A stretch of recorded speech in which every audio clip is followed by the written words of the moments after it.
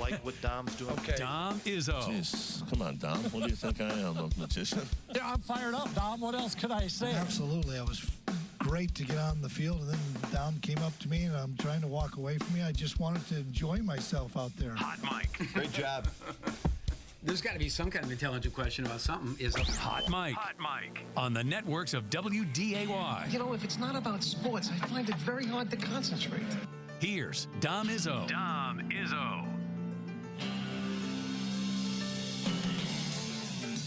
Good Friday morning. This is the wrap-up of the week edition of Hot Mike on WDAY Extra, KSFL TV in Sioux Falls at InForum.com. For our new friends in South Dakota, you made it through a whole week with me. Hopefully it wasn't too bad. You can come back next week. We're going to do some of the more stuff there. Welcome, everybody, to our Friday show. It is beautiful outside. It's a perfect day to get out of work early. I am doing that, so to speak, after Hot Mike wraps. We've got Bison softball coming up at noon today up at Therrelton Park as the Bison will wrap up the 2023 regular season showdown with Omaha that you'll see 2 games coming up at noon and about 2 for game 2. We're excited about that. And a lot on the table here for the Bison softball team. A chance still to get up to the number 2 seed with the Summit League softball tournament beginning a week from now in Brookings. The Jackrabbits have already won the league again. It's a real interesting twist here. As we mentioned, SDSU for a while was not very good in softball. And then over the last 5 years, they have really, much like in football, they have found their gear, and now they are the top of the league in the Summit League. And the Bison will have to go through them if they want to make it back to the NCAA tournament. So excited about that. Looks like it's going to be a great day, which we have earned outside, and looking forward to our coverage beginning at noon today here on Extra. We got a packed show coming up for you here. Excited about our lineup to wrap the week and head into the weekend after last weekend with the draft. Time to maybe relax a little, get outside, although it looks like it's going to rain for a bit this weekend, as we're a week out from the Minnesota fishing opener, a little more than a week out from Mother's Day, so it's time to get your butts in gear there, boys, and make sure you take care of business there. I'm talking to myself included on that.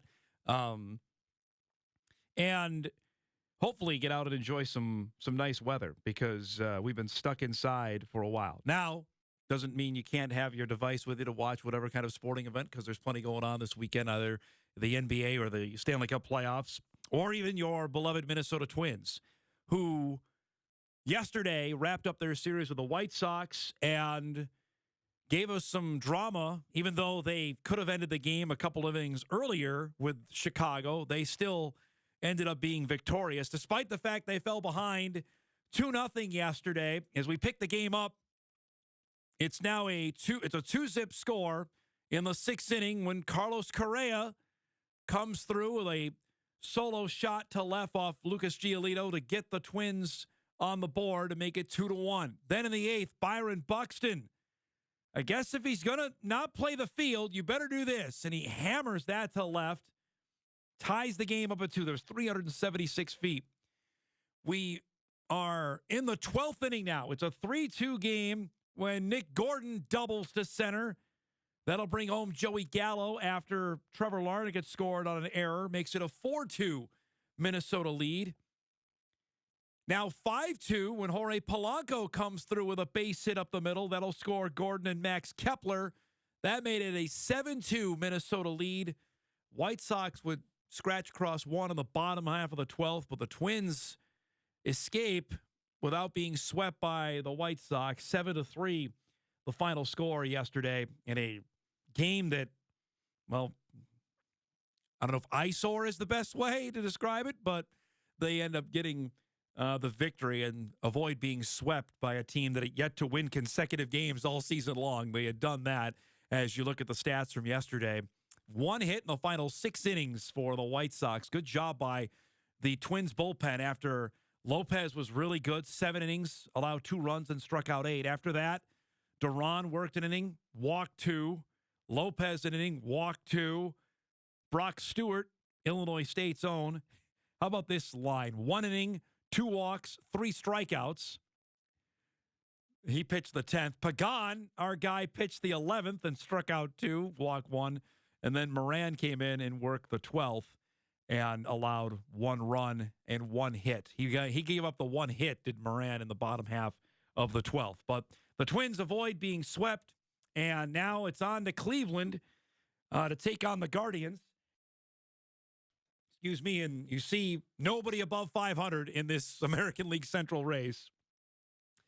But the Guardians are just 3.5 back with the Tigers, red-hot Tigers, because they swept the Mets. Don't even get me started on that right now. The White Sox, you see where they're at after winning. Chicago's red-hot, too. They've won 3 of 4. And then the Royals at 8-24 on the season, 10 games back of your beloved Twins. And a reminder, we'll do this again in What to Watch, as the Twins open up this series with the Guardians tonight, 6 o'clock start. That game is an Apple TV special. So if you don't have Apple TV, you won't be able to watch tonight's game. I thought the Guardians changed their pitchers here. Ober is going, but I believe Plesac got scratched. It's going to be Peyton Battenfield is going to start today that's a late scratch for the Guardians. That's not on our guys. It's a late scratch there. So Battenfield will go for Cleveland, who's 0-2 with an ERA near 5. Against our guy Bailey Ober, who's been pretty good, could have earned a starting spot coming up out of spring training, did not. As you heard Dick Bramer tell us on Wednesday, that he was quiet about it, no griped, and he's done all right, and he'll go tonight. It'll be Ober tonight, Gray tomorrow, Ryan on Sunday. So the Twins have their other 2 aces going at the back end of this, and as Bramer pointed out to us on Wednesday, these matchups here with Cleveland, and it's May 5th, but it will go a long way to determining the American League Central, because the Twins were god-awful against Cleveland last year, that they have to put some wins together, especially against a team that, again, you look at that, if you guys can bring up the standings again. I'm confident that the Tigers and the Royals aren't going to make a run. Maybe I'm wrong on Detroit, but Chicago may have played themselves out of it already. The Guardians, and this is what they did last year. Remember, Cleveland messed around for the first 3.5 months of the season, and then come July, when they played the Twins, it was late June, they played the Twins. They swept them, I think, or won 3 of 4 and got their act together, and, of course, went on and did great things. With Francona's team, I'm not going to count them out here, despite their 3 games under 500. That's why all these, and especially because, as everybody knows that follows baseball, you're playing fewer games against your own division this year, that you got to take advantage against your division opponents when presented the opportunity. So it'll be an enjoyable 3-game set, and for those that can't watch tonight, I apologize. You'll be able to see the game coming up tomorrow and on Sunday. This is, by the way, the sort of back-to-back Friday games that the Twins will have on Apple TV Plus. It's the way it works. There's going to be more coming. I think they got a game on Peacock as well, so just mentally prepare for that. One other thing here before we wrap up our opening segment, get you ready for a busy Friday. We mentioned the news earlier this week, I believe on Tuesday, that Roger Kish had accepted the head wrestling job at the University of Oklahoma, leaving after 14 years with the school. And Matt Larson has decided to stay in-house. And this is what Larson has done for, I think, almost all of his hires. Outside of women's basketball. Women's basketball, he went outside to hire there. He promoted from within on football, as we well know, with Matt Entz moving up to take over for Chris Kleiman when he got the job in December of 2018. Done this with a couple other sports as well, and he's done it now with wrestling. As Kish has moved on, and his top assistant, Obe Blanc, will now be the new wrestling coach. The announcement came early this morning. He spent the last 4 years on the Bison coaching staff, the last 2 as associate head coach. He's worked closely with both Jared Franick and Michael Caliendo.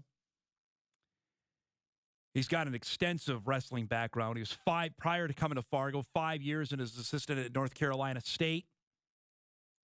Produced 10 All-Americans there, a couple of NCAA champions as well. He was head coach of the Wolfpack Wrestling Club for 3 years, from 2017 to 2019. He was an alternate, for people that don't know, to go to the Olympics in 2012. Wrestled collegiately at Oklahoma State. So he's got a great wrestling background. He knows the school, and we'll hear from him coming up later on in the show. So he's going to take over. And I would think, and this doesn't eliminate everybody from leaving, because some people will just leave if they have a better opportunity or they perceive it as a better opportunity.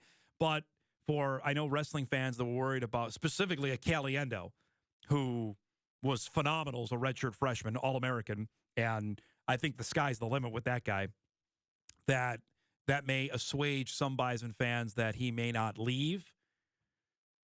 You know, with a guy like Jared Franick, he's not going anywhere. Franick being coming back for an extra year of eligibility, I would be stunned, being a local guy, that he wants to build on what happened this past year. But for the younger, like a DJ Parker, a Caliendo, those are guys that are on the ascension that can be really good for the Bison wrestling team. I think this is a move there that can, for them, make them feel comfortable about that there's not going to be much of a transition, much of a bumpy road to get ready for the next wrestling season, that Obe's going to stay and take over on the wrestling side of things. So that news coming down literally as I came into the station today, that they had made a hire there. So congratulations to him. And that leads perfectly to our guest lineup for today, because you're going to meet Obe. If you've not, he'll join us at about 10:20 this morning on taking over the Bison wrestling team. His goals for what he sees,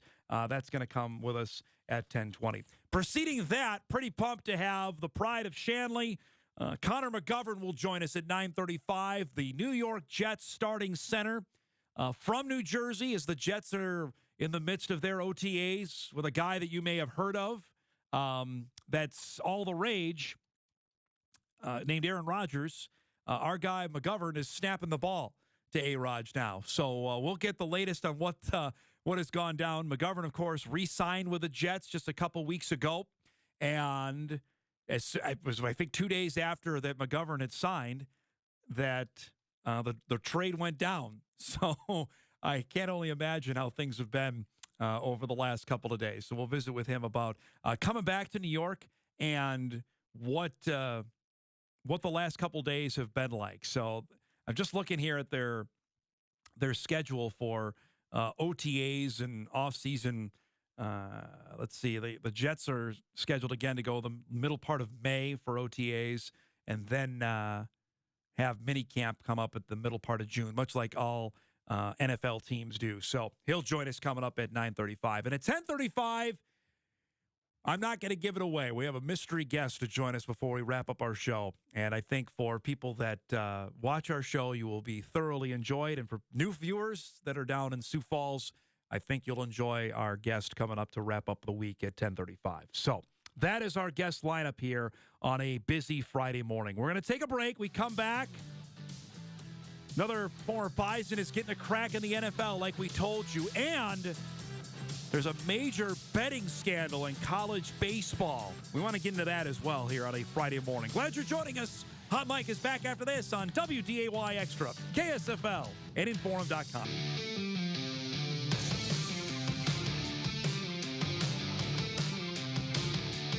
All right, welcome back, everybody, on a beautiful Friday morning. Busy day for us here on Extra and our crew. We're doing the show here, and then I think pretty much everybody that's associated with our show is heading up to NDSU to get ready for softball today, as the Bison will take on Omaha. Again, our coverage begins at noon on WDAY Extra. You can also stream it at InForum.com. Final 3 home games for the Bison softball team, and still everything up for grabs about where they potentially could be seated. A sweep this weekend will get them into the 2 spot. And theoretically, a better matchup in that, and they'll get a bye as well. They wouldn't have to play Wednesday; they would play Thursday in opening up the Summit League tournament down in Brookings. So that's coming up later today. We're excited about that. Couple things here before we get to Connor McGovern coming up in about 15 minutes from New Jersey and the Jets in the midst of their OTAs and offseason workouts. Another guy that's hoping to get back into the NFL. Got a heck of an opportunity to do that. We talked about it throughout the season of what Darius Shepard was doing in the XFL, that was going to raise some eyebrows and probably get somebody's attention. And lo and behold, it did. After he was named the XFL Special Teams Player of the Year, which happened earlier this week, Shepard now has an invite to the Detroit Lions camp.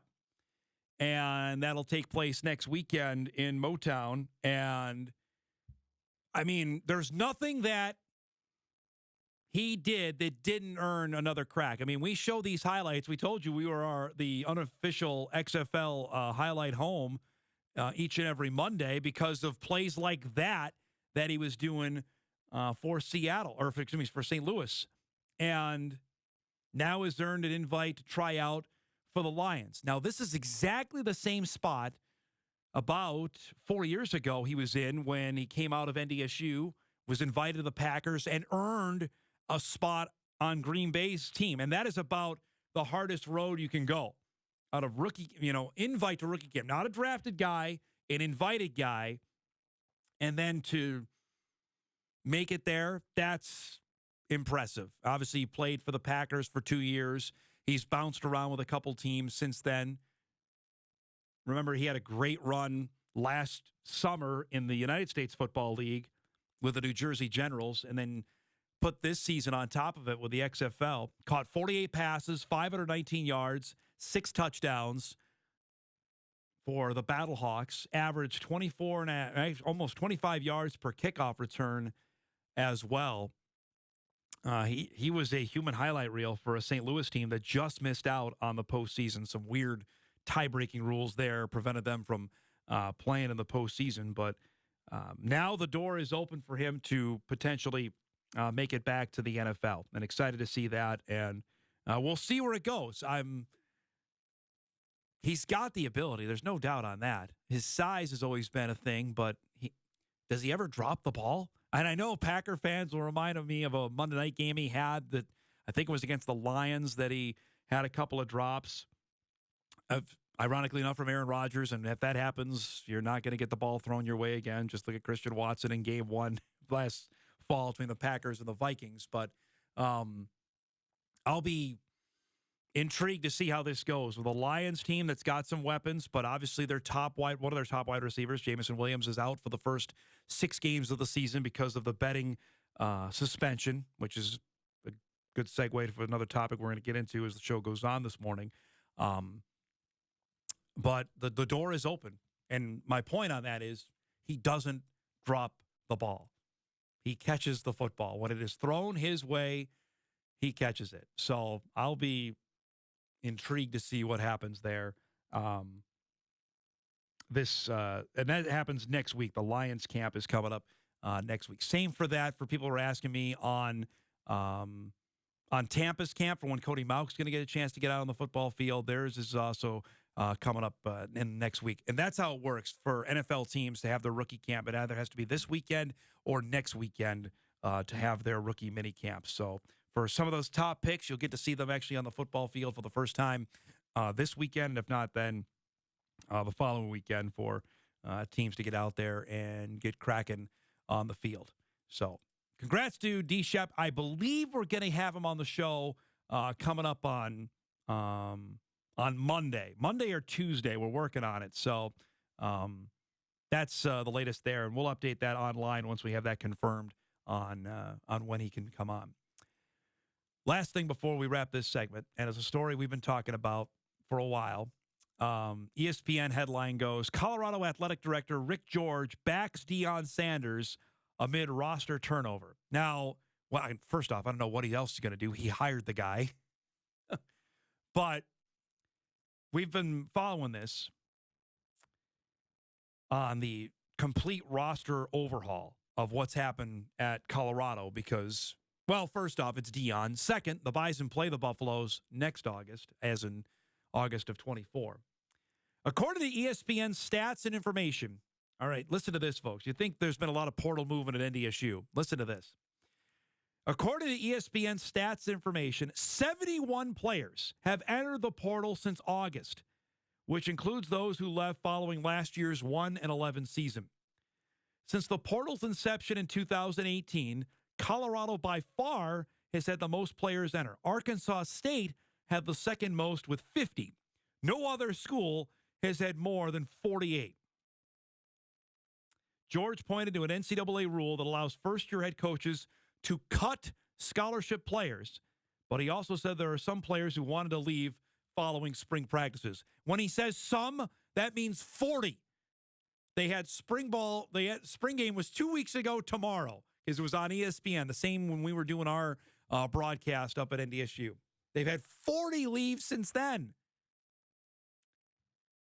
And it is the great experiment. I believe The Athletic wrote something about it yesterday as well, which our colleague Mike McFeely tweeted about, and I'll put it out there as well for people that missed that. Now, following the mass exodus, Colorado is expected to have 67 scholarship players this fall, a number that remains slightly fluid as some commits who were expected might not have signed yet. Now, remember, I believe the limit is 85 scholarships that you can have in FBS football. It's 63 and FCS. So they're well under the max. But this is something that literally everybody is watching. Listen to these numbers. 18 scholarship guys went in the portal in one day, 30 by the end of the week. And I know we played the video that Deion was bringing luggage for guys to use, and clearly they're using it. After all the cuts and exit last week, the Buffaloes were down to 60 scholarship players on the board for 2023. So they got 7 since then. They needed to go add 25 more for their number 1 ranked transfer class. It's just crazy. Now, here's the counterpoint to this that I wanted to bring up. And people say, well, Deion had great success at Jackson State. Okay, well, I think we are more informed on FCS than even the national writers on this. Who's Jackson State playing? They're not playing North Dakota State. They're not playing South Dakota State. They're not playing James Madison. Well, I know they're not FCS, but you get my point. They're not playing Delaware. They're not playing Montana State or Montana. They are playing some horrendous teams in FCS football. Alabama State, even North Carolina A&T, who we saw last year, who, by the way, when they played the Bison, were not in a good situation. They nearly made the FCS playoffs last year, and now they are in the Colonial. Come July 1, they'll be a member of the CAA, so they'll be in one of the top leagues in FCS football. Let me find this here real quick. I'm sorry I don't have the Jackson State schedule committed to memory, but I can tell you they were not playing the who's who of FCS football. Florida A&M, right, who I know made the playoffs a couple years ago. They weren't very good. This is their 2022 schedule with D. And by the way, great success. They still didn't win their championship either. They made it to the Celebration Bowl and got beat both times when Deion was there. Here's who they beat last season, okay? Tennessee State, Grambling, Mississippi Valley State. We know how good they are. Alabama State, Bethune-Cookman, Southern, Texas Southern, Alabama A&M, Alcorn State, and Southern.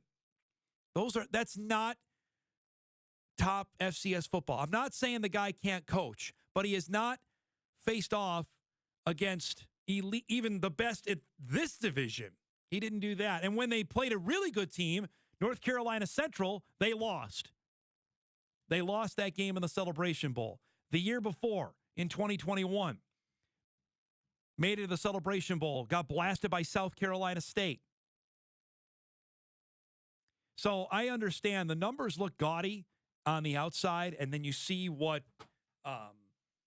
he's done in terms of players. but let's see what happens, all right? He's going to be playing Colorado's schedule this upcoming year. I mean, I understand they're in the Pac-12, but this is the last year of the Pac-12 being, as we know it, with USC and UCLA still there. I will eat my words, and we can save this on May the 5th on how they play this season. But if this team wins more games than it loses, that is a huge deal in my mind. They open up with TCU. Last I checked, they were pretty good last year. They're still going to be good in 2023. They play Nebraska the second week of the season. They go to Oregon, have USC at home. They go to UCLA. They end the season with Washington State and Utah. Those teams were pretty decent. Utah's nothing to mess with. This is not playing against Alabama A&M and Florida A&M and Alabama State. So while the numbers look eye-popping about how many transfers, I'm just, the jury's out. It is and I completely agree with this. This is going to be the most talked about story in major college football this season. There's not a doubt in my mind about that. Look at ESPN. ESPN's already all in on Deion. That was the only spring game that got televised. We talked about it the other day. I would bet our entire staff's paycheck that the first Saturday college game day is going to be Colorado at TCU. You know why? Because of Deion. That's how it's going to work. That's where this is all going to come about. So it's going to be fascinating to see how this plays out. We're going to take a break. We come back. Really excited about our next guest that'll join us from New Jersey and Shanley High School. Connor McGovern back with the New York Jets, and got a guy you might know who he's snapping the ball to. We'll do that when Hot Mike returns right after this.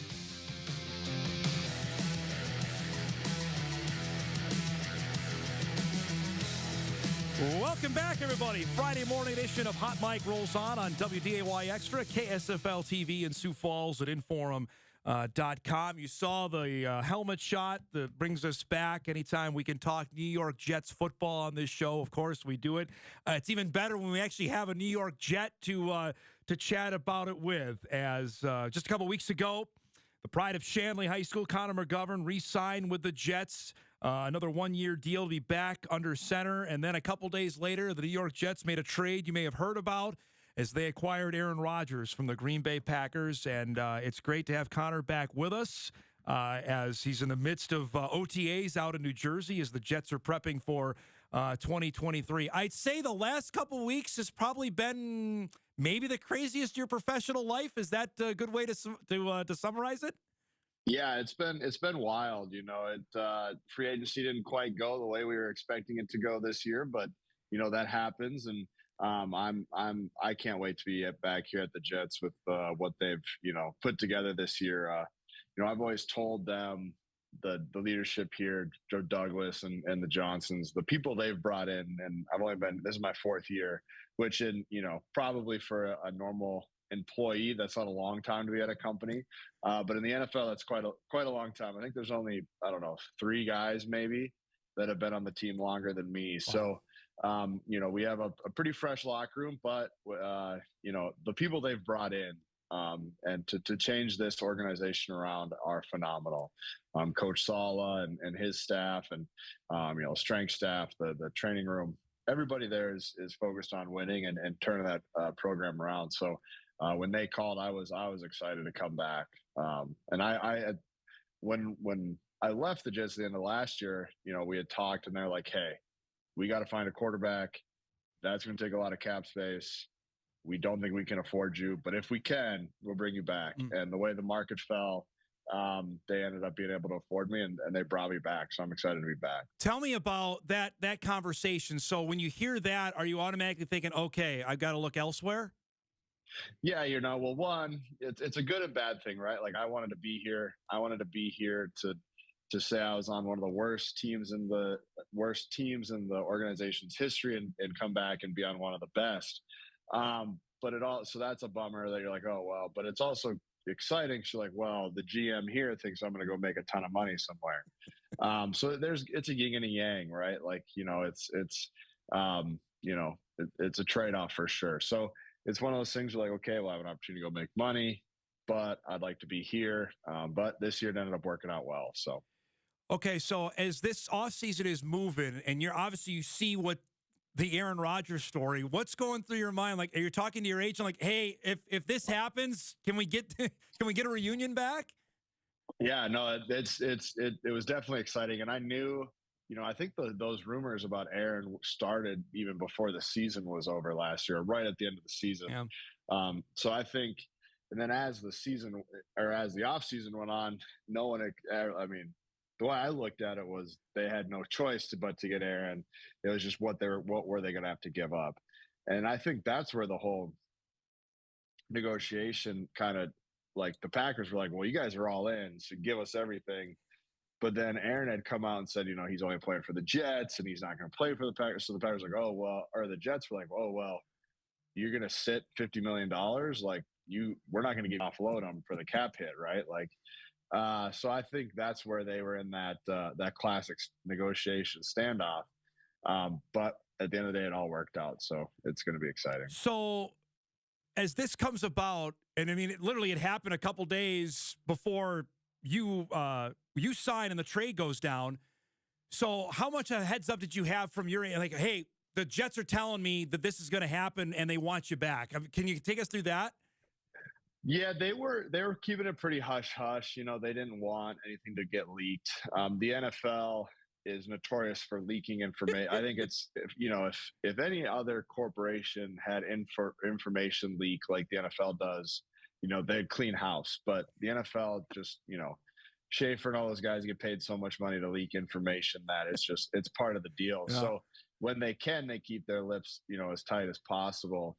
But you know, like I said, I knew it was just a matter, or I figured, and me being in the NFL as long as I have, just like, it's a matter of time, it'll happen. But you know, it was exciting, and I kind of felt the first day I got there, that Monday I showed up, and you know, there's definitely a buzz around the building. Everyone was, you know, really seemed oddly busy for a Monday and OTAs. And so I was like, oh, well, it's got to be happening soon, because it's everybody in the building has a million things it appears on their mind. So yeah, no, it's awesome. It's going to be an exciting year for sure. So tell me about that first day. You know, we see the little video clips of him coming into the building. Was there a different buzz that first day he was out there on the field with you guys? Oh yeah, I mean, the first day he was there, so that I think he like announced it on Monday, the same day I get signed or something, and then Tuesday it was in the building, and then Wednesday was on the field, or Thursday, something like that. But I remember the day he was like in the building, you know, everyone that works for the organization and like the front office, everyone came dressed in the nines, because all the media parking lot was filled to the brim. You know, it was definitely a different buzz. So it was exciting, and it's been great. You know, it's everybody I've have talked to in the past about playing with Aaron said he's the best dude to play for. You know, quarterback you're willing to go out and risk arm and limb to protect, and he definitely has been that these first week and a half, 2 weeks I've gotten to know him. So. We had a couple photos the Jets put out, I think maybe even yesterday or Wednesday. We see the offensive line, you're there, and Rodgers there. Does it seem, I know you've been in the NFL for a while, so maybe this shouldn't seem surreal, but I'm looking at this photo, I'm like, there's Connor McGovern, and right next to him is Aaron Rodgers. That just seems kind of crazy to me. Yeah, you know, there's definitely tiers in the NFL. You know, you have your superstars, the Aaron Rodgers, the Von Millers, the Tom Brady's, those guys. They're top tier, right? And you know, it's funny because I think any person that meets a celebrity expects something different, because at the end of the day, they're people, right? You know, they grew up just like everybody else grows up, and you know, they made some choices that made them pretty famous. So. He's a phenomenal guy, and you know, that first time you talk to him, you know, you're a little bit like, oh, you know, it's Aaron Rodgers, and then after the first 30 seconds, you're like, oh, he's just a great dude. He's a man's man that likes to hang out, and just, you know, he's another guy. So I mean, he's been a lot of fun to get to know for sure. How has it been? Have you had a chance to directly snap the ball to him yet, or is that not yet at that part? Yeah, definitely. definitely got to work together some. It's I started my career as a guard and moved to center, and I really enjoyed the cerebral aspect of that move. But the details that he adds to that aspect of football are incredible. He really takes it. Let's say I been around senior level college courses. Now we're getting into our doctorate here in the NFL. So the little things are what make Aaron Rodgers Aaron Rodgers, and it's been fun to learn that. Normally 2-3 weeks in OTAs you're not running at that level of football, but that's how he plays. So we it came in, normally it's the simplest 100 level course football right now. We jumped right into the doctorate, and it's been a lot of fun. You played every offensive snap last season, which I know durability is a big thing for you. You've been able to stay healthy, and I'm knocking on wood for you, man, because obviously I want to see that happen again in 2023. Appreciate it. How big, how important, how much of a sense of pride is that for you, that you've gone out there every single snap and were there on the field? Especially when you had guys, as people know how much of a Jets fan, you got guys going down left and right, it seemed, at parts last season.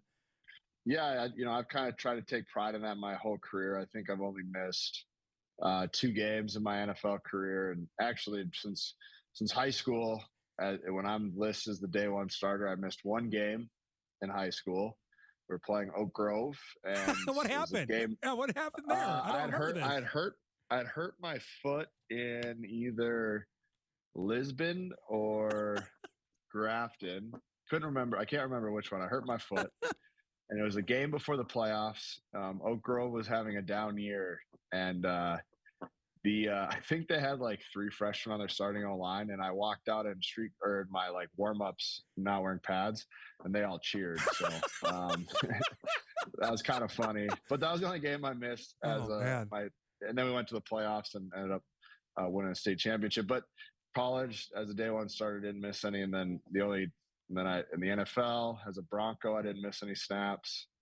And then I missed my first year as a Jet. I missed I think 10 snaps. I pulled my hamstring in a game, and I missed the last series. And then I had to come out for 1 snap because I knee knocked somebody, and I hit a nerve or something. It was the weirdest thing. I lost all feeling in one leg for, I don't know, whatever, a play. I got to go back in, and then missed 2 games at the end of last year, or 2 seasons ago because of an MCO. But luckily, like you said, knock on wood, I've been durable and my entire career, and it's been a huge part, I think, of why I've made it this far, because being available is one of the best attributes to have, and just staying healthy, and I think that goes a long way, and I take a lot of pride in it, because there's definitely been games I've been a little banged up, but if I think I can do it, I'm out on that field. So a couple minutes left here with Connor McGovern, center for the New York Football Jets. So last season, I'm here cheering every week. You guys get to 7-4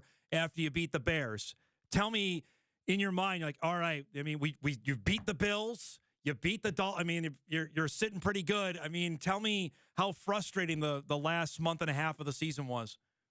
It was definitely frustrating. It was the first time in my career, we had gone on a game-winning streak like that. We were really set up to, all we had to do, the way it all played out was, I think if we would have won like 2 of the last, I don't know, 6 or whatever, or last 5, or even, I think the way the teams won and lost, I think all we do is win 1 of the last 5 to sneak into the playoffs. And we didn't obviously get that done, which was super unfortunate. But it's definitely motivating, and we have the talent, and now we have the quarterback, and I think Zach and Mike White and all those guys, if they would have stayed healthy and didn't have the nicks and bangs and the stuff we did, and if we just had a lot of injuries, whether it's quarterback or offensive line or wherever it was, I think we would have had it. And it was just definitely unfortunate how the cards fell last year. But it just gives extra motivation because, we've proven that we know how to win. Now we just need to prove that we can finish. And that's the next step. When I got here, we didn't know how to win. And we definitely didn't know how to finish. So now we know how to win, and we just got to, get the finishing down. And I think a guy like Aaron will bring that type of expertise and really lead the way on that. I know as a player you don't care about this stuff, but the schedule, maybe you do. The schedule comes out this week. There's probably a good chance the Jets are going to be a heck of a lot more on national TV than before because of what happened. How do you feel about that you're going to be on Sunday Night Football, Monday Night Football a heck of a lot more than you have before? Yeah, it's exciting. When I first got to Denver, they had just won the Super Bowl. So we got a lot of primetime games my first couple of years in the league. And, it didn't start the first year, but it definitely was fun to have those primetime games. And you can just, in the NFL, it's not like other sports where you have 80 some games. Like every game is extremely important. But then to go on the primetime games, there is a little bit more, another notch turned up. And then obviously, see, like in my opinion, it goes, this year, every Sunday game, primetime's a little bit more intense, playoffs and the Super Bowl. So it definitely is a little notch up, and it is very exciting. Before I let you go, bud, you had another edition of the Able Games that came here at the end of last month. Tell me about what the turnout was and how does this keep going? What's in like next year down the road of how you get this even bigger? Yeah, so it went awesome. Turnout was, even better than it was before. We had a little bit of unfortunate stuff happened with weather, which is classic North Dakota. Two of our biggest schools that we've kind of moved into are Fergus and then, the Southeast Valley.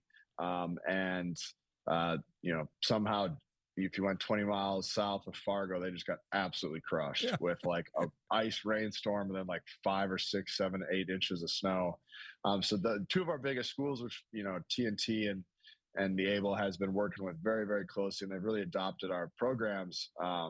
Couldn't come, which was definitely a bummer because their students had been working all year to get to the Able games. But we're just going to keep growing that way, and the Able in schools and Able in action and Able in vocation. They're just going to keep growing, keep implementing into different states, and we're working with different legislators to get it into more schools and more states. And from there, the ultimate the prize of that is, and after there's gamification, so people to compete against other schools throughout the school year, but then to come to the competition and the non-high school athletes that are showing up have also been phenomenal. The Concordia football team showed up again and absolutely killed it like always with their partners, and everybody else. The community's really embraced it and just keeps it rolling and keeps it growing. And we're really excited to hopefully be in every state in the country in the next 5 years. That's awesome, man. That's great stuff, and really admirable what you're doing away from the field. Can I join the bandwagon of asking for tickets? Can I do that on the air? Is that all right? I'm sure you've got a bunch of people saying, "Hey, well, Aaron Rodgers is there. I want tickets to a game." Yeah, we'll have to sneak you out to a game. We'll have to sneak you out to one. Hey, it's great to see you as always. Appreciate the time. Good luck. Stay healthy this upcoming summer, and we'll talk again when the season gets closer, okay? Awesome. Thank you very much. Good to see you, bud. There he is, Yep. Connor McGovern, pride of Shanley. And you can tell he's pretty excited about the guy who's going to be quarterbacking for him this upcoming season, the guy he's going to be snapping the ball to. That's pretty good stuff. We appreciate him coming on. We'll take a break. We'll come back. We'll wrap up hour one of Hot Mic. We'll do that right after this on WDAY Extra, KSFL TV, and InForum.com.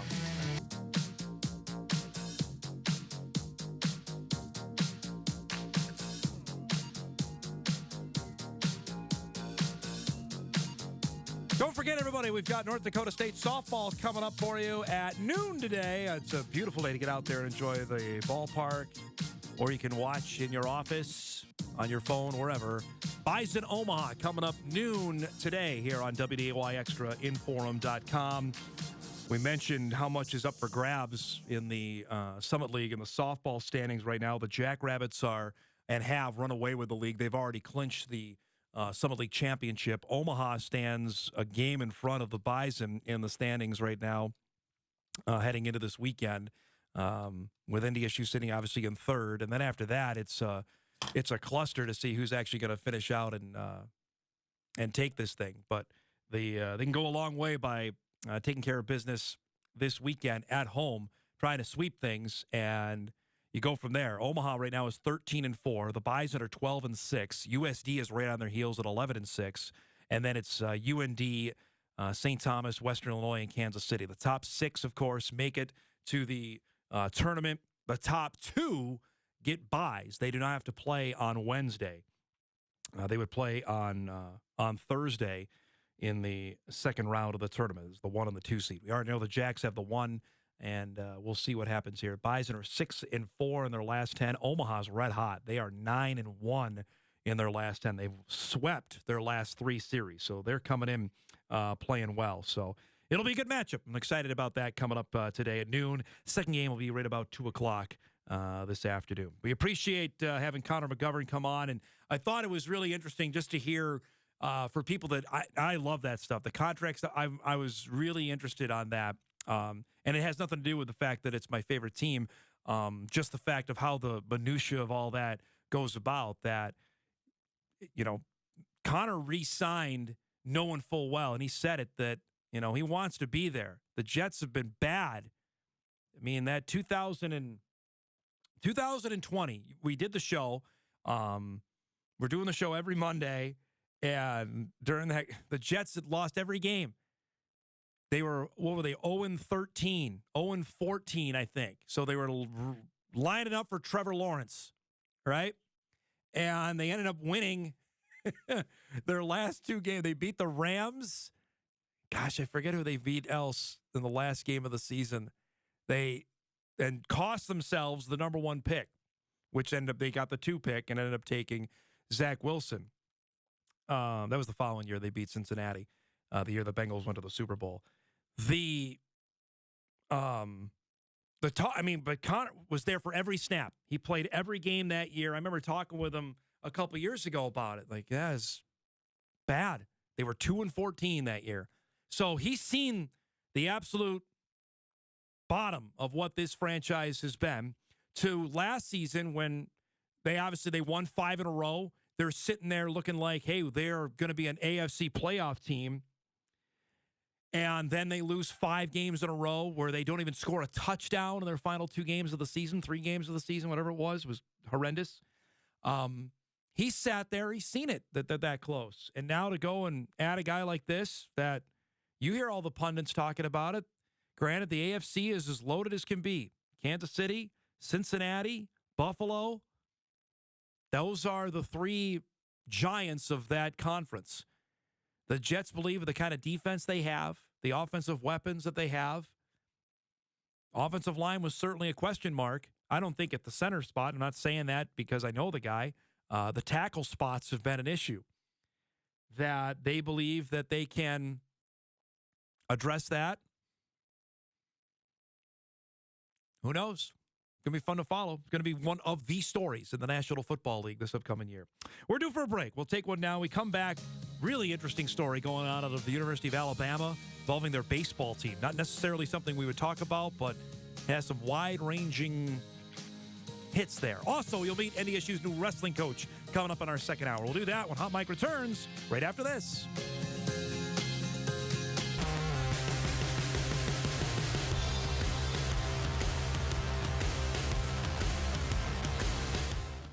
This is Hot Mike. Hot Mike on the networks of WDAY. Here's Dom Izzo. Welcome back, everybody, on a busy Friday morning. Hot Mike rolls on WDAY Extra, KSFL TV, and Sioux Falls, InForum.com. We've got Bison softball coming up for you at noon.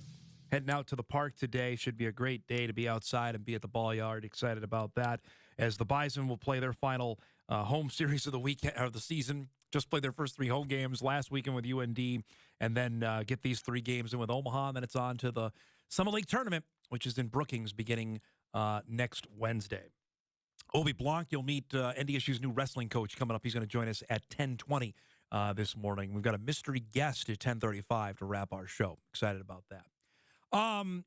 Story that I've been reading and following. I haven't talked about it on the show until now. It came to a head, and with the amount of betting we talk about on this show and how prevalent it is in not just pro sports but collegiate sports, this one is interesting.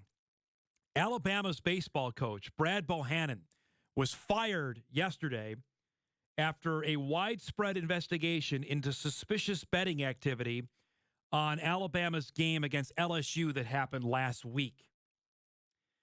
Sportsbook surveillance video indicated the person who placed the bets was communicating with the Alabama baseball coach at the time. Sources tell that to ESPN. Alabama AD Greg Byrne had initiated the termination process for, among other things, violating the standards, duties, and responsibilities expected of university employees. Alabama played last night. They beat Vanderbilt, which is a huge series in the SEC. Apparently, the alleged suspicious activity took place last Friday, a week ago today, at Great American Ballpark in Cincinnati. That's where, in Ohio, that's when this all started. The investigation from the Ohio Casino Control Commission is centered on 2 bets on LSU to win from the same unidentified customer, multiple sources tell ESPN. A source familiar with the investigation also tells ESPN there's no reason to believe any student-athletes are involved. Alabama's scheduled starting pitcher, their ace, Luke Holman, was scratched before the game because of back tightness and was replaced by a sophomore who hadn't started since March. LSU ended up winning the game. The Control Commission out of Ohio was alerted to the alleged activity Friday by independent Las Vegas-based integrity firm U.S. Integrity, which works with the SEC to monitor the betting market. U.S. Integrity alerted to its clients Friday, and then the commission halted betting on college baseball games involving Alabama. The SEC has worked with U.S. Integrity for the last 5 years. Now, of course, NCAA prohibits athletes, coaches, and personnel from betting on sports. We know this. It's not good, folks. I don't know where else this goes, but obviously when you're questioning the integrity of something, it's not good. Now, there's 4 other states that have halted betting just on Alabama baseball: Pennsylvania, Ohio, Indiana, and New Jersey. And I get it for the people that will come out against sports betting, because obviously it's not allowed in North Dakota or Minnesota yet. And I think people know where I stand on it. I think it should happen. This will be, they'll carry this flag around. The problem, according to the executive director of the Louisiana Gaming Control Board, described one of the bets as large and added that he didn't suspect anything suspicious regarding LSU. The problem, according to the executive director of the gaming board out of Louisiana, would have been whether someone on the Alabama side was suspicious of activity. And that's what it sounds like. To me, reading this, it sounds like the Alabama coach called whoever in Cincinnati and said, bet heavy on LSU to win because our guy's not going. Is there any other way to interpret that? Regular season college baseball does not typically attract significant betting interest or large wagers. FanDuel said it didn't take a single bet on the game, and other sports books also reported minimal betting on it. That's another red flag. Because when I saw this story, I'm like, who's betting on college baseball? Regular season college baseball. And I know we've had my dad on numerous times. You know, he tells you could bet on anything. Okay, so you can, doesn't mean people do. So when you see if it's a large sum of money, which I imagine it was, that's coming in on LSU, who we know is not favored to win because Alabama's got its ace going, then that's going to get people's attention. And I don't know how else you read it. I don't know how else you read this story and say that Bohannon, the Alabama coach, called and said, hey, bet heavy on LSU to win because our ace is hurt. I mean, I'm not the smartest guy in the world, but I think we can put 2 and 2 together. That's exactly what happened. LSU led 8-1 after 7 innings, and Alabama nearly came back and won the game. But they were up 8-1 after 7 because Alabama's ace didn't pitch. They had a guy who normally pitches in the middle of the week. And no offense, for people that don't follow college baseball, how they stack your rotation is your ace goes Friday, your number 2 guy goes Saturday, number 3 guy goes Sunday. That's how series work. And when you have midweek games, those are typically reserved for guys that are certainly not your aces. I mean, the Bison played Nebraska on, Wednesday this week. Cade Feeney did not start that game for the Bison. He's starting today because it's a Summit League game at Northern Colorado. It might sound bass-backwards when you think about it, but that's how they do their staffing. So when a guy that hasn't pitched since the middle of March is throwing for Alabama, that's going to get somebody's attention, and clearly it did from U.S. Integrity, which I know sounds ironic that that's the name of it, for someone to monitor betting. But now, I mean, again, let me read this from the ESPN story. Sportsbook surveillance video indicated the person who placed the bets was communicating with Brad Bohannon, the Alabama coach, at the time. Multiple sources with direct information about the investigation told ESPN. I mean, that's as clear as it gets. Eric brings up the point, what if Alabama wins the game? I still think there probably would have been, because there's a red flag coming in, because why are you betting on LSU to win? I mean, that might require someone smarter than me on that, but I still think there would have been a red flag on it. Why is such a heavy bet coming in, or bets on LSU to come in to win, when their ace isn't going and they are at home? That's the problem there. That, again, the person who placed the bets was communicating with the Alabama head coach. And I understand for people that will be always against gambling in sports, that's the nightmare. And it is. You can't have anything touching the integrity of the sport. You know, what Pete Rose used to say, and I grew up with this, I was 10 when all the Pete Rose stuff went down, that he was betting on, and I didn't know what that meant, but I was betting on my team to win.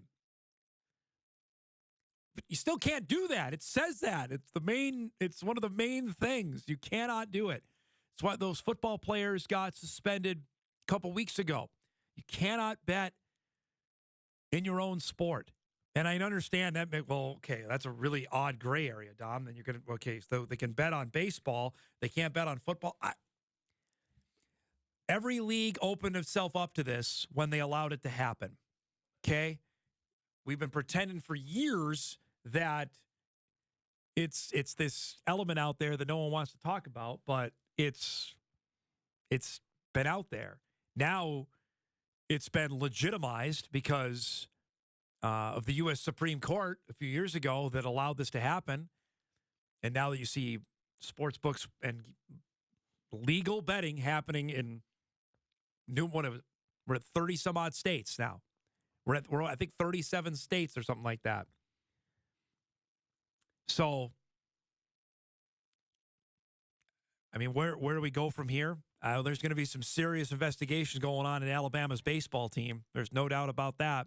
Because now you got to look at other results that they've had and wonder, were they on the level? To use a term from the 1910s, were they on the level for those games? That's the scary part about this. 33 is the number. Thanks, Eric. On 33 out of the 50 that allow betting on sports. North Dakota and Minnesota being 2 of the 17 that don't. So, something will follow. I think for fans that enjoy it, this is the dark side of that. That you could have somebody on the inside giving you intel to make a lot of money.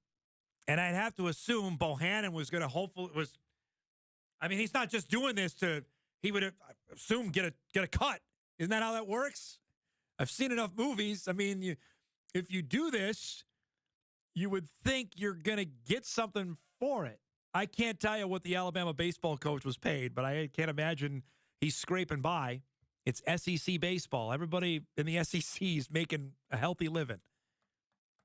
Just a bad, bad story all around. Crazy. We're due for a break. We come back. We'll shift gears. You'll meet the new wrestling coach at North Dakota State. He's been on the bench for the last 4 years, and now he's the head man. Obe Blanc will join us when Hot Mike returns on WDAY Extra, KSFL, and InForum.com.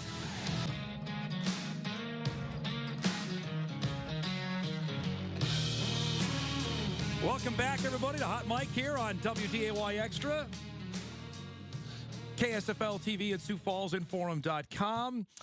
As we roll on a busy Friday, news came down just before we started the show that North Dakota State has a new wrestling coach, guy that's been on the staff for the last 4 years, and now is going to be the big boss on the Bison sideline. Guy that I've gotten over the last couple of years. He knows his wrestling. Obe Blanc is the new head man leading the Bison here for 2023, taking over for Roger Kish, and he's good enough to join us here on what has been, I have to imagine, a life-changing Friday. Thanks for the time. Has your phone stopped ringing yet? It has not. It has not, and it's been doing that for the past couple of days. It definitely is a surreal experience for sure. All right, we're going to hit a light question to start. So growing up, your favorite WWF, I could say WWF wrestler was who? Who was it that you always watched? The Rock. The Rock and Sting. Those were my guys. Sting's good. Sting is underrated, man. I loved Sting when he came in. That's fantastic.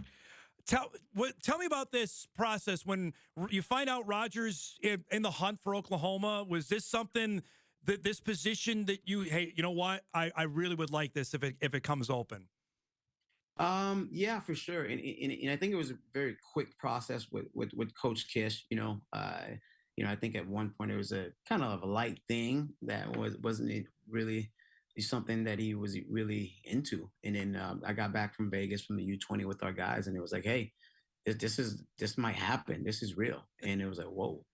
I was like, and he, talked to me about it and offered me some different options and things like that, and talked with my family. And in a matter of 24 hours, it got real, really quick. But overall, this is definitely something I do want. My goal has always been to be a head coach. I love development. I love mentorship, and want to guide a program. And NDSU is, the perfect place to do so. We took a leap of faith coming here, just seeing the community, the resources the institution provides, and my kids love this place. My family loves this place, and so it was a no-brainer. To be here firsthand, how much do you think that will help for the current guys, the guys that are coming back, to ease the transition? That some may worry, okay, new guy coming in, you know how the portal works now. Wrestling's not immune to that. That you might worry about losing some guys, that the transition now will be as seamless as possible. No, for sure. You're 100% correct. I have a lot of strong ties and relationship with the current athletes in the community, so that really helps. It was great to see the positive support for a lot of our guys coming in. Hey, coach, we're with you. We know you at least want to stay here. And that was before the news came out and everything. And to see their level of confidence and trust in me to do the job and to guide them on and off the mat has been overwhelmingly positive. I'm super grateful. And obviously they're so young. And probably this is one of the most shocking thing that they've had to deal with. Yeah. As young adults, and your mind usually goes to point of reference, right? When something shocking happens, and for them, they don't have a point of reference. This is new, and so their mind kind of race and wonder, and that's really the biggest thing for them. And then it's like, okay, let's see, okay, there's some transitions, but Obe's going to be here, so we're going to be comfortable in that aspect. So it's been pretty positive overall, and I'm excited to see where it all goes. For people that haven't followed Obe up close, your exact role over the last couple of years, we're watching some highlights here. You're the guy throwing the challenge. Like, what has been your how many duties, I guess, has Roger given you in terms of being the guy almost? Yeah, no, and I'm super grateful to Coach Kish for that opportunity to really be a big part of this. And that was something we talked about on the front end. hey, my goal is to be a head coach. I want full reins to be able to be totally immersed in what that entails. And I've had an opportunity to be in just about everything. The program, in terms of planning, scholarships, budgets, all of that. So really, for me, nothing really changes. Except I guess I get to make the final decision, but I want to make sure I lean on this administration, my student athlete. I want as much information and support and different vantage points that I can have.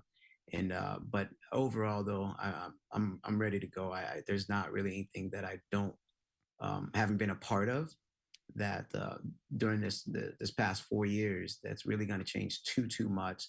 And like I said, I'm grateful for the administration, Coach Kish, who allowed me to do that in the past. Football and basketball get all the headlines, so I'm interested to ask you about on the portal things in wrestling. Is it crazy there? Is it as crazy as it is in those sports and in wrestling too? Yes, it's crazy. And I would imagine like the sharks are always moving, right? And basically, as soon as there's a little bit of blood, they go towards that direction. Yeah. But no, the current state of college athletics is definitely crazy.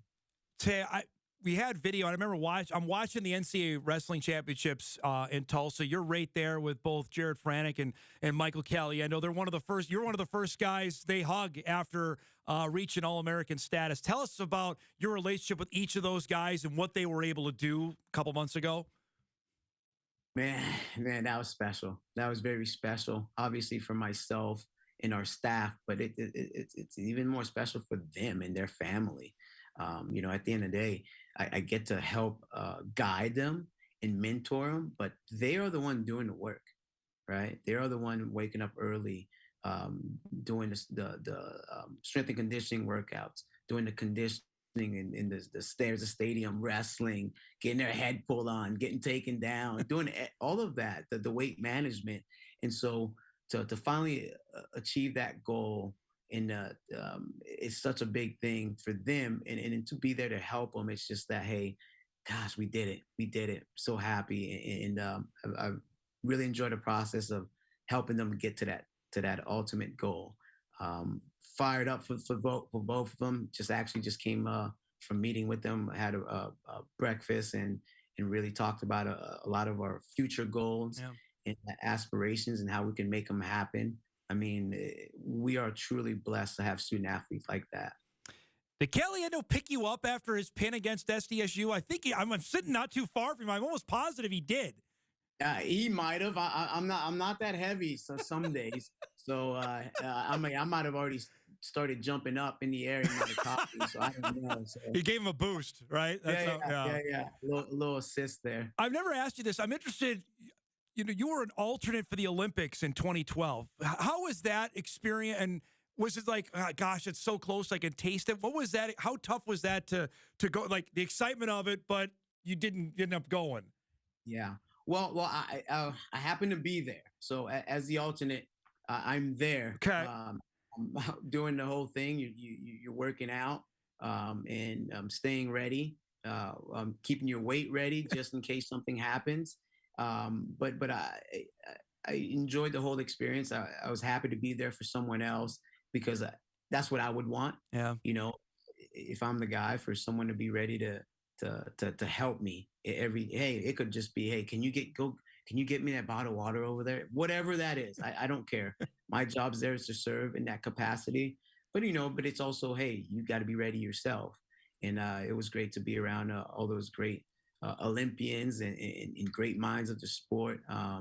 I'm glad that I had that opportunity to serve Team USA and in that capacity. I know he's a competitive wrestler from a different school, but for Gabe Stevenson, how good, for people that don't follow the sport, how good is he? How good of a wrestler actually is he?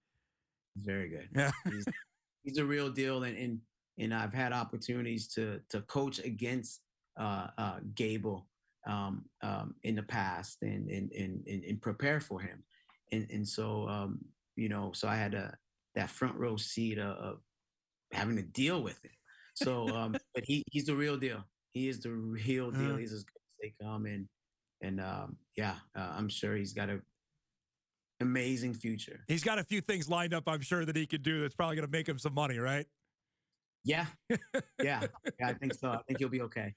Last, before I let you go, I always hear that the food du jour after the season's over is pizza. Was that for you as well in your competitive days? What was the food you had to have when the season was done? You didn't have to worry about making weight anymore. Yeah, pizza's easy. Yeah. Yeah. Well, us wrestlers, we're not that creative sometimes. Yeah, pizza's easy. It's a whole meal that you can hold in your hand, right? So pizza is an easy one. That's true. So pizza and ice cream are always pretty popular. That's a dynamite combo. It's so I'm so happy for you. I really appreciate you coming on a busy day. Thanks so much for doing this, and we'll talk again soon. Okay, congratulations.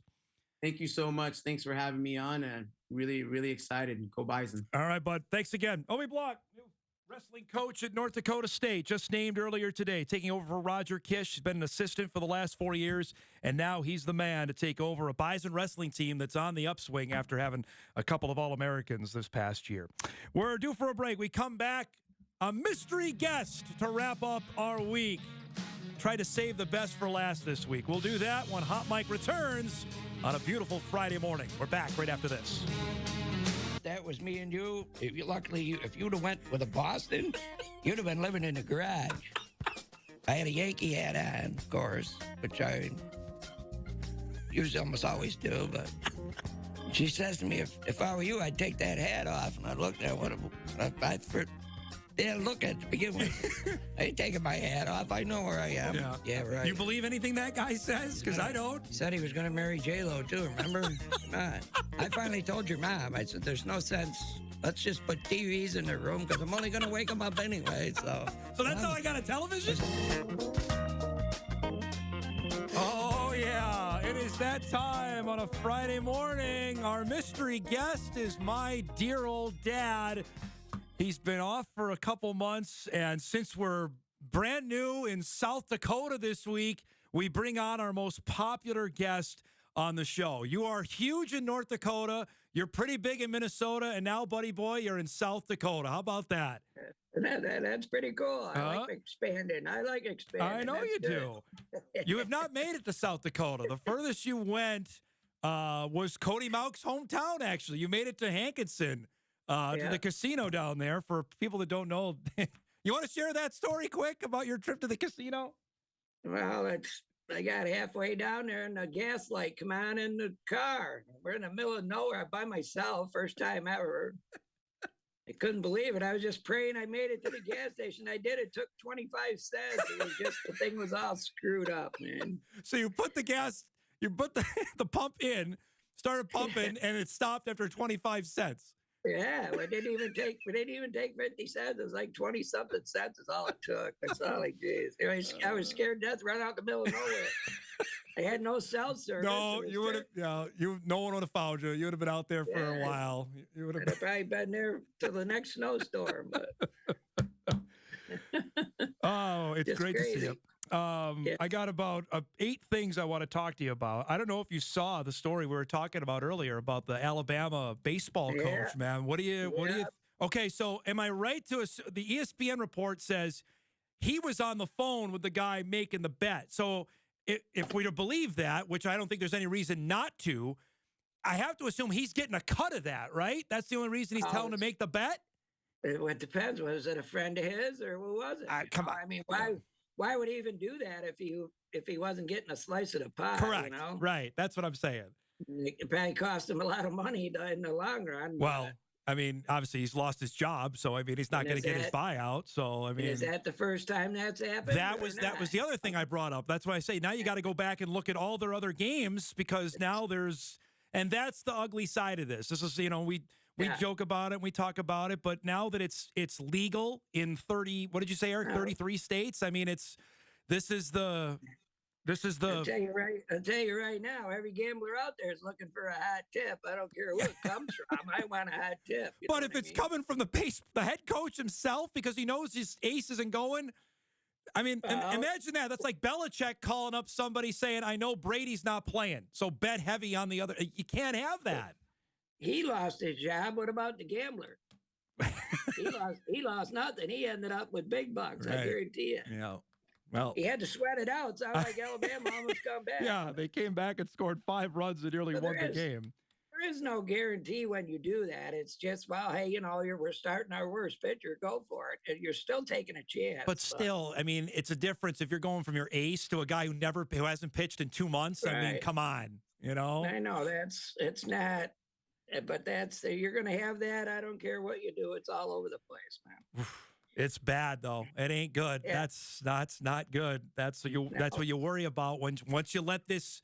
And this is the argument against having it. Like against having it in New York, is that once you let this in, this is what could happen. I'll see, New York, we're not allowed to bet on New York college teams at all. Yeah. We can bet on the pros, but not the college teams at all. Can you? That means no college teams, or just college teams in New York? College teams in New York. Okay, so you could bet on. You could have bet on that game if you wanted to. Alabama. Yeah, that Alabama baseball game. Yeah. Oh yeah, and that's can't bet college, New York college. And that was my point that I brought up, is that how much betting has happened on regular season college baseball, and how much money had to be to get them, just off the top of your head, how much money you think that had to be to get the integrity people worried about it? Thousands? Well, I'm sure it was. I'm sure it was a pretty big bet, but I mean, how did they even find out? Well, they've got software, I think, that tracks that stuff. That's why they can follow that. Could be, I guess, but maybe the guy was right on his gambling site as he was talking to him on the phone, which would have been pretty stupid. I believe that. Yeah, I believe if I read this right, so they had surveillance video inside the sports book that said the person who placed the bets was talking to the head coach. So he was either at the window or he's on his phone. I imagine he's at the window doing it. So he was actually at a casino then. Correct. He's in the sports book at the baseball park in Cincinnati, because they allow it inside the Reds baseball stadium. Oh, there you go. I mean, it's it's unbelievable, man. You're just asking for unbelievable. Trouble, It's a crazy, it's crazy stuff. All right, we sit here. I know you're going to tell me what month it is. It's May 5th. But what's going on with your baseball team? They're in last place here, buddy boy. What's up with the Yankees right now? Well, we don't want to impress everybody right out of the box like Minnesota's doing, and then do what they always do. Is we'll take our time. Yeah. Well, everybody's hurt right now. Stanton's hurt again. Your favorite, who never can stay healthy. He seems like he's always hurt. Judge is hurt too, right? Is he out still, or is he back? Last I knew, I wasn't sure if he was out or not. But and then I liked Harrison Bader. I liked him, and then he got hurt again, colliding with a guy in the outfield the other day. Yeah, just a stupid play. That's all that was. You got to call for the ball, but that's what happens. You just never know what they're going to go through. So no panic yet, because you're playing Tampa this weekend, and you never beat the Rays. And Tampa's, by the way, really good. That's why tonight I'm betting the over at 8.5. So give me the over. I'm sure it's going. The over on this Tampa pitches really well. What are you talking about? Yeah, but they always bomb each other. You know that. So the over. I'm combining it with the Mets being under. So. Well, right now the Mets can't hit right now. So how about that? That's why I took the under. Their under is 8.5. So against the Rockies, Colorado's not very good. I don't know. Well, I'll take the under. That's why I want the under. Oh, he's already given us his best bets here of the night. So all right. That's just for baseball.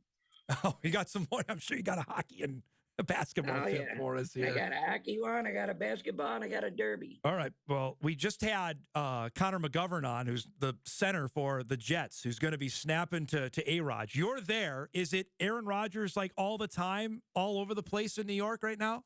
It's not really a lot yet, but I think it's going to build up to it. I'm a little sick of it myself. Why would he want to go to the Jets? Why wouldn't you? They're poised, man. They're poised to be there. Poised to what? Finish third?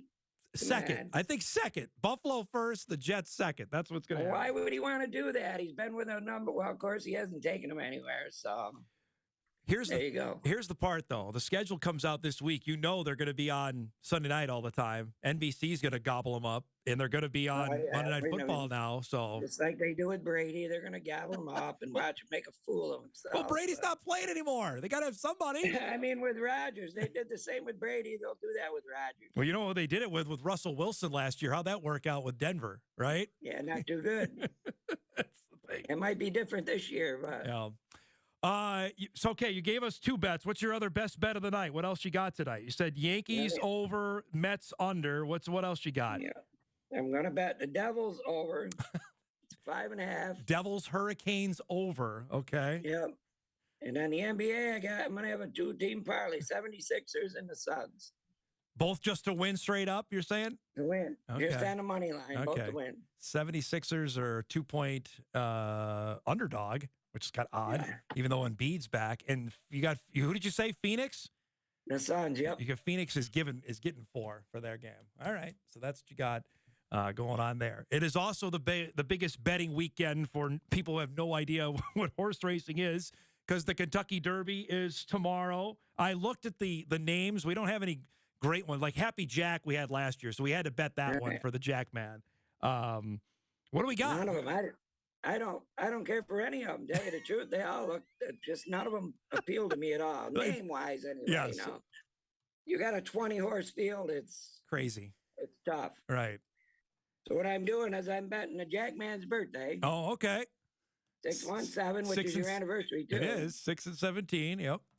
And I'm betting Sophie's birthday, which is 725. And then I'm betting Cole and Stephanie's anniversary, Okay. which is 258 Okay. or 825. But I'm betting those 3 trifectas and hope one of them hits. Okay, so for people who don't know, they're going to go to the betting window tomorrow. When they say trifecta, that means it's got to finish in that order, correct? No, you can box it so that no matter which order they finish in, you win. You win. Okay. Costs you $6. What's the one that is it the super trifecta that it has to finish in that order for you to win the Yes. money? Okay. Yeah, but you have to have 4 horses for that, I do believe. Okay. But that's the It's one just that pays another- out quite a bit, though. It's just another bet that reels you right in. The money that's thrown around at that track has Oh, got to my be unbelievable. What's the most you won at a horse race? You know, off the top of your head? Nah, probably a couple $100. I Yeah. never won a lot on horses, but How about for your I mom? never bet. How about I for never your, bet a lot on horses. how about for so- your mom? She did all the time. My grandma. What was the most she ever Yeah, won? yeah, What was she the used- most she she used ever to do won in a pretty horse good. race? I'd like. Do you know? I think she won over 500 one night. I know that between her and my dad both. Really? Is that right? Yeah, they both had the same exact. They paid up $500. That's cool. And that night, the only reason they won is half the horses fell down. 'Cause I was there with them. Really? The horses all fell, and Oh, their my horses God. come in and won. Hey, you know what? Doesn't care how they say how many, Yeah, right? it doesn't matter how you win as long as you win. Oh, that's fantastic. People have been asking me over the last little bit here because we haven't had you on over the last couple months. Where's your dad? Why is your dad haven't been on? He's my favorite part of the show. Where's he at? You got some news to share, and I'll clear out for you here because it's fairly serious. So go ahead. Well, I got you. My dad was, they found a tumor in my dad on his spine and in his lung. They started radiation last month. They had 6 treatments of that. He's already done with that. And Monday, he's going to start treatment for the other spot. He's doing well. You could see him. He's all his spine. I know he's in a ton of pain, though. And we're getting there. We're getting there. I'm not going to let it beat me. I beat it once. I'm going to beat it again. I know you are.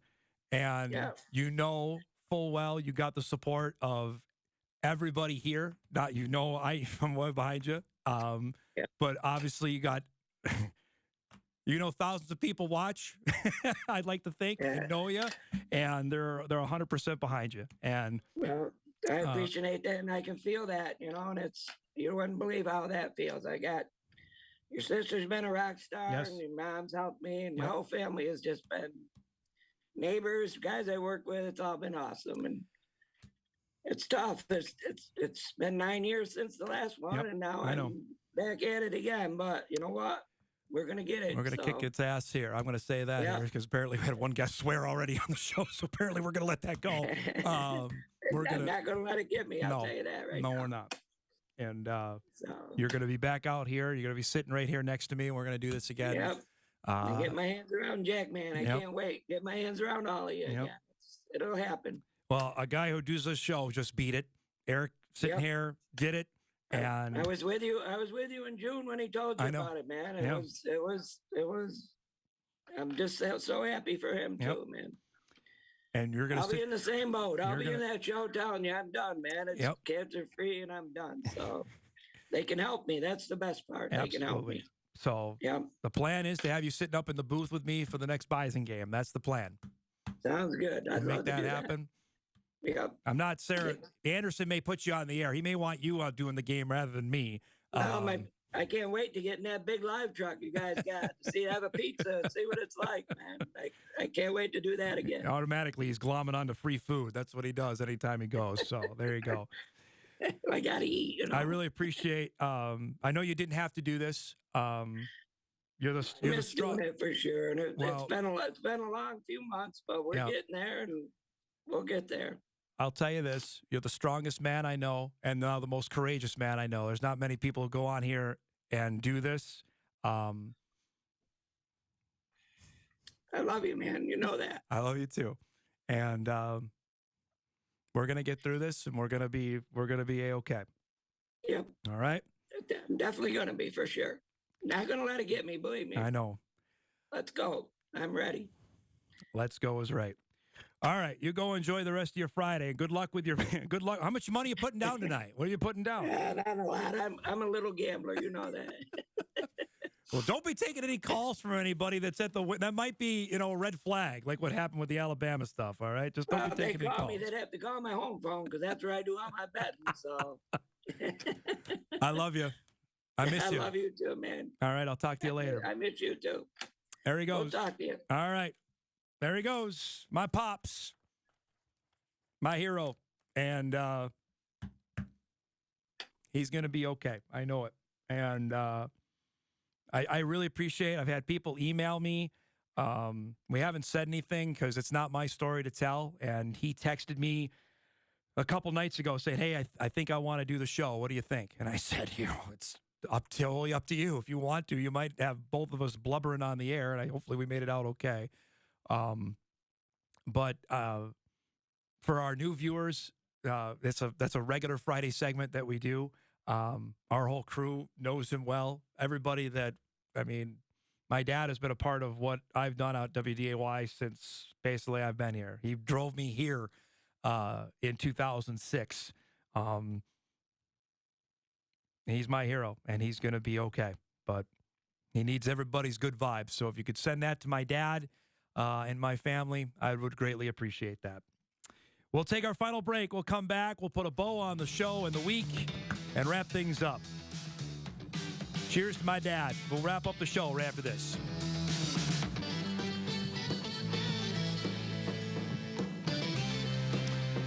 All right, let's wrap this puppy up. You saw last night, Stanley Cup playoffs. Toronto was up 2-0. Florida came back, won. They lead that series now 2-0. The Stars won at home last night, so they even up that series with Seattle at a game apiece. Only one game tonight. Devils and your. Did Dad bet the Devils or the Hurricanes? If I were to ask him where either one of those franchises were, I don't know if you could name one of them. NBA, we got 2 games tonight. We mentioned that. We got the Celtics and the 76ers in Game 3.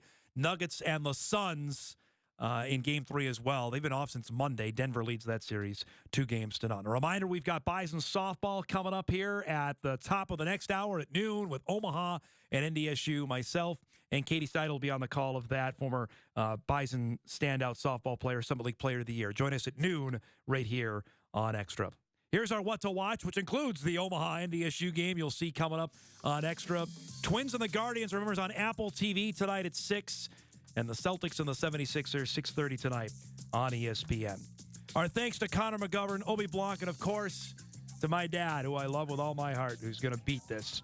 Thanks so much for watching, everybody. Have a great weekend. Back on Monday with a full Guardians of the Galaxy review. Go see it I'm going to go. We'll see everyone on Monday on Hot Mic on WDAY Extra, KSFL, and InForum.com.